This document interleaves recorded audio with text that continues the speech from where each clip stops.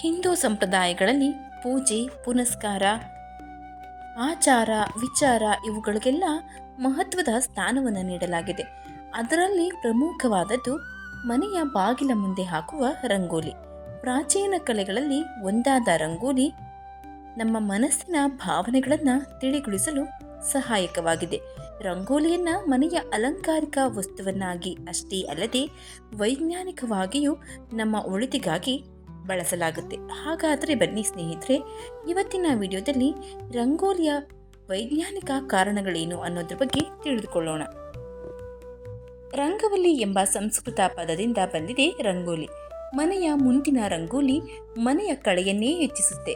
ಹೆಣ್ಣು ಮಕ್ಕಳ ಅಚ್ಚುಮೆಚ್ಚಿನ ಈ ಕಲೆಯ ಹಿಂದಿನ ವೈಜ್ಞಾನಿಕ ಆಚಾರ ವಿಚಾರವನ್ನ ತಿಳಿಯೋಣ. ಸೂರ್ಯೋದಯದ ಸಮಯದಲ್ಲಿ 2-3 ತಾಸುಗಳ ಅವಧಿಯಲ್ಲಿ ರಂಗೋಲಿ ಹಾಕುವುದು ನಮ್ಮ ಸಂಪ್ರದಾಯ.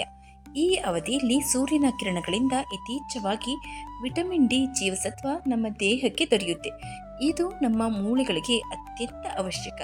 ಹಾಗಾಗಿ ಹೆಣ್ಣು ಮಕ್ಕಳಲ್ಲಿ ವಿಟಮಿನ್ ಡಿ ಜೀವಸತ್ವ ಅತಿ ಮುಖ್ಯವಾದ ಕಾರಣ ಈ ಪದ್ಧತಿಯನ್ನು ರೂಢಿ ಮಾಡಲಾಗಿದೆ.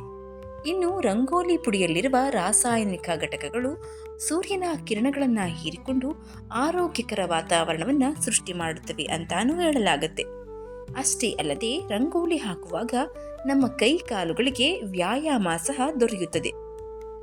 ಇನ್ನು ಹಸ್ತಮುದ್ರಿಕ ಹಾಗೂ ಯೋಗ ವಿಜ್ಞಾನದ ಪ್ರಕಾರ ರಂಗೋಲಿ ಹಾಕುವಾಗ ನಮ್ಮ ತೋರು ಬೆರಳುಗಳಿಗೆ ಹೆಬ್ಬೆರಳಿನಿಂದ ಒತ್ತಡ ಸಿಗುವುದರಿಂದ ದೇಹದಲ್ಲಿ ಸಕಾರಾತ್ಮಕ ಶಕ್ತಿ ಬಿಡುಗಡೆಯಾಗುತ್ತೆ. ಮನೆಯ ಮುಂದೆ ರಂಗೋಲಿ ಇದ್ರೆ ಅದು ಅತಿಥಿಗಳಿಗೆ ಆಹ್ವಾನವಿದ್ದಂತೆ.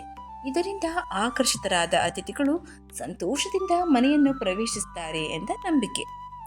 ಕೆಲವು ಕ್ಲಿಷ್ಟಕರ ರಂಗೋಲಿ ಹಾಕೋದ್ರಿಂದ ಮನಸ್ಸಿನ ಏಕಾಗ್ರತೆ ಹೆಚ್ಚುತ್ತೆ. ಹೆಣ್ಣು ಮಕ್ಕಳ ಜಾಣ್ಮೆ, ಆಸಕ್ತಿಯನ್ನ ಎತ್ತಿ ತೋರಿಸುತ್ತೆ ರಂಗೋಲಿ.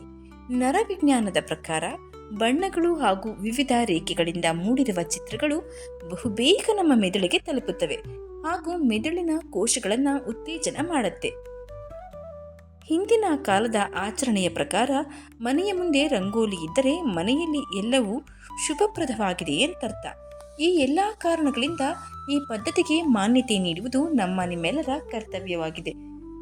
ಜಗತ್ತು ಎಷ್ಟೇ ಮುಂದೆ ಹೋದರೂ ಸಹ ನಮ್ಮ ಹಿಂದೂ ಸಂಪ್ರದಾಯದಲ್ಲಿ ಗೃಹಿಣಿಯರು ಬೆಳಗ್ಗೆ ಎದ್ದ ಕೂಡಲೇ ಬಾಗಿಲ ಮುಂದೆ ರಂಗೋಲಿ ಹಾಕುವುದನ್ನು ಮರೆಯುವುದಿಲ್ಲ.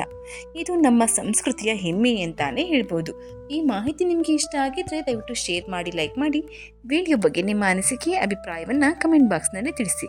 ಚಾನಲ್ನ ಸಬ್ಸ್ಕ್ರೈಬ್ ಮಾಡ್ಕೊಂಡೆ ನೋಡ್ತಾ ಇದ್ರೆ ದಯವಿಟ್ಟು ಸಬ್ಸ್ಕ್ರೈಬ್ ಮಾಡಿಕೊಂಡು ನೋಡಿ. ಧನ್ಯವಾದಗಳು.